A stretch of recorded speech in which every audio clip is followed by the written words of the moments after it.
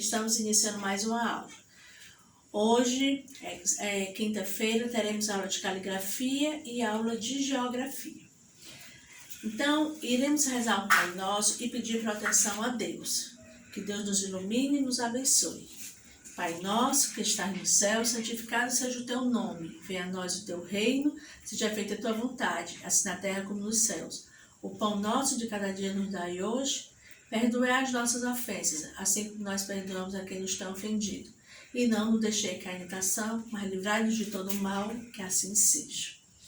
Iremos hoje, na aula de geografia, a gente vai trabalhar história de um bairro. Vocês sabiam que cada bairro tem uma história? Eu moro no bairro do Pio XII. Como surgiu o bairro do Pio XII? Quais foram as primeiras pessoas que vieram habitar? Como era esse bairro? Tia Adriana não sabe, mas os pais dela sabiam. Por quê? Quando eles chegaram aqui, nem calçamento tinha, era areia. Há muitos anos atrás, 60 anos atrás, os meus pais vieram morar no bairro do Pio XII. Então, quem mora no Joaquim Távora? Ele tem uma história. Por que esse bairro levou o nome de Joaquim Távora? Hoje iremos ler no nosso livro a história do bairro da Liberdade em São Paulo, que é um bairro onde tem muitos imigrantes japoneses. Então, iremos abrir o livro na página 194. Você em ação, conhecendo os bairros do município. Liberdade é o nome de um bairro do município de São Paulo, que atualmente abriga a maior comunidade japonesa fora do Japão. Os japoneses começaram a se instalar neste local por volta de 1912. Eram trabalhadores que vinham para São Paulo em busca do emprego e de melhores condições de vida. Observe as imagens abaixo. Vista da Rua da Glória em São Paulo, no estado de São Paulo, em 1914. E aqui a comemoração do Ano Novo Chinês no bairro da Liberdade, em São Paulo, no estado de São Paulo. Antes da chegada dos japoneses, essa região já era habitada por outros brasileiros e imigrantes. No entanto, a presença da comunidade japonesa é mais recentemente de outros imigrantes orientais, que determinou alguns aspectos culturais que hoje são a identidade do bairro. Então, o que a gente pode ver é que no nosso Brasil ele foi colonizado por vários povos. Tivemos os italianos, os alemães, os japoneses, os espanhóis. Então, a gente teve os africanos. Só que a gente pode observar que os alemães, os italianos, eles foram mais para o sul do país, ali em Curitiba, no Paraná.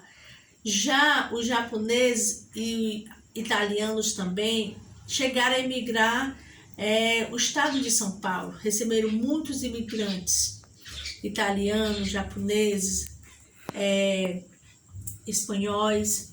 Então, cada um deixou a sua cultura, porque mesmo essas pessoas vindo como vieram do Japão para trabalhar aqui no Brasil, eles trouxeram a sua cultura, eles nos ensinaram sua culinária, eles nos ensinaram seus hábitos, sua religião. A gente recebeu uma imensa quantidade de conhecimento desses povos que habitaram o nosso país. O Brasil, ele é um país de grande diversificação. Por que grande diversificação? Porque o Brasil foi colonizado por vários povos. Quando eu já havia dito na aula de história que os 3 povos que iniciaram a colonização do Brasil foram os portugueses, que descobriram, os indígenas que já habitavam aqui e os negros que vieram como escravos da África. Fora isso, quando a gente teve a abolição da escravatura, que libertava todos os escravos do Brasil, a gente teve a necessidade de ter mão de obra para trabalhar nas lavouras aqui no nosso país. E a gente começou a trazer os imigrantes de fora, oferecer oportunidades que lá fora, nos outros países, você tinha muitos privilégios. Mas quando esses imigrantes chegavam ao Brasil, eles passavam por grandes necessidades. Então, quando eles foram morar em determinadas regiões, eles passaram a sua cultura.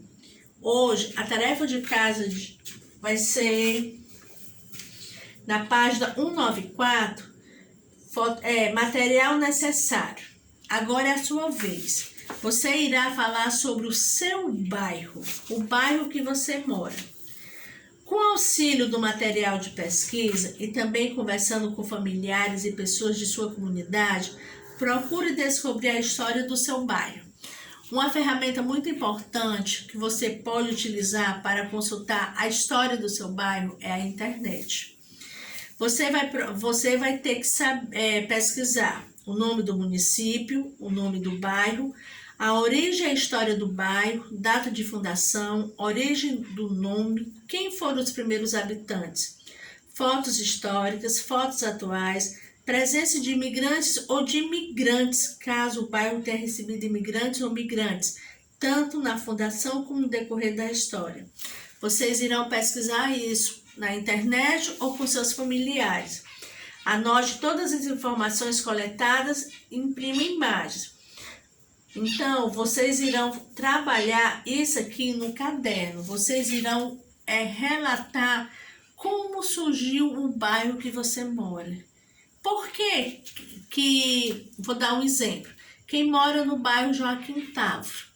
Como surgiu o nome? Por que Joaquim Távora? Será que Joaquim Távora era o nome de um político ou o nome de uma pessoa muito influente na época? Não sabemos. Então, quem mora no bairro Joaquim Távora vai pesquisar e resolver tudo no caderno de geografia. Já caligrafia, iremos trabalhar sílabas com M pós-vocálico. O que é pós-vocálico? É porque após a vogal vem o M, que ele fica com som. Os sons com M pós-vocálico. Eu vou ler um pequeno texto. A pomba. A pomba de granja comum pode ser pintada, preta, avermelhada, cinza ou branca e tem a vantagem de ser muito fértil. O pombo-correio, cuidadosamente criado e selecionado, é pequeno, mas tem asas grandes e enorme resistência no voo. Sabe-se de alguns pombos que chegaram a voar mais de 960 km. As pombas ornamentais são criadas por causa do seu canto, por suas habilidades acrobatas ou do voo ou pela sua beleza. Criam-se pombos no mundo inteiro e eles se alimentam do trigo, cevada, aveia e milho. A fêmea tem 6 ninhadas por ano, são postos 2 ovos de cada vez. Os filhotes são alimentados com leite de pomba, feito de células que se formam dentro da mandíbula inferior da fêmea.